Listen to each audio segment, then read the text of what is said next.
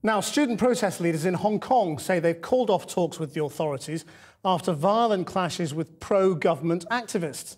They defied police warnings to dismantle their blockade or face arrest, saying they wouldn't leave until their demands for democracy are met. Well, here's the scene right now in the city district where huge crowds are still filling the streets. But the calm is in marked contrast to the scenes our Asia correspondent John Sparks has encountered across Hong Kong. The battle for Mong Kok was fought on an inner-city junction, and it was waged with pointed fingers and flying fists. The prize on offer? Control of the crossroads, and an angry mob was determined to seize it. I don't want anyone to occupy any road. We must get back the road today. It's one of 3 areas in central Hong Kong occupied by student protesters, part of their civil disobedience campaign for free elections. But there was nothing civil about this. Are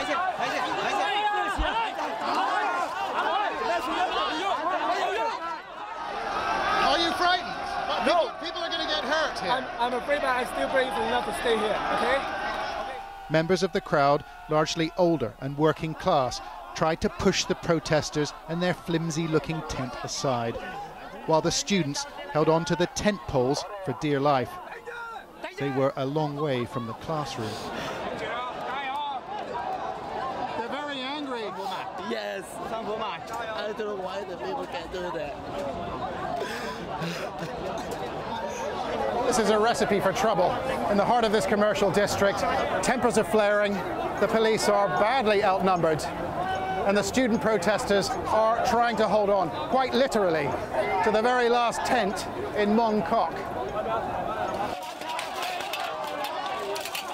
On the fringes of this turf war, awnings were wrecked and students' possessions destroyed. And tonight, the leaders of the pro-democracy movement called off talks with the government, demanding the demonstrators be protected. We put our hands up because we are so peaceful. How do you feel right now? Angry, but peaceful. But we won't fight. We won't use our fists to fight.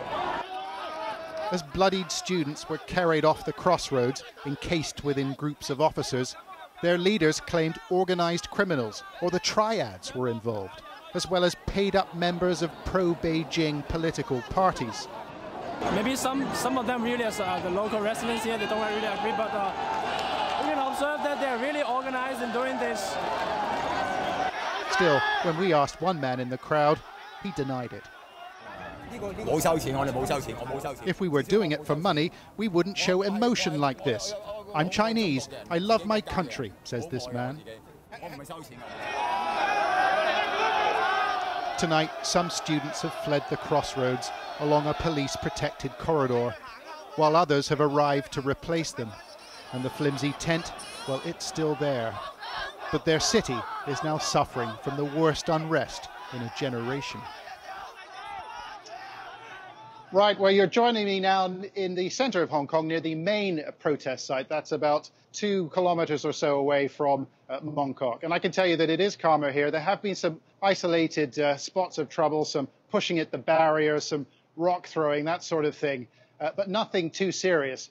Not as serious as the situation in Mong Kok, which continues tonight. The students are still trying to hang on to that crossroads. And remarkably, perhaps, we're told that parents of some of the students have turned up to help defend that junction and also to protect their children.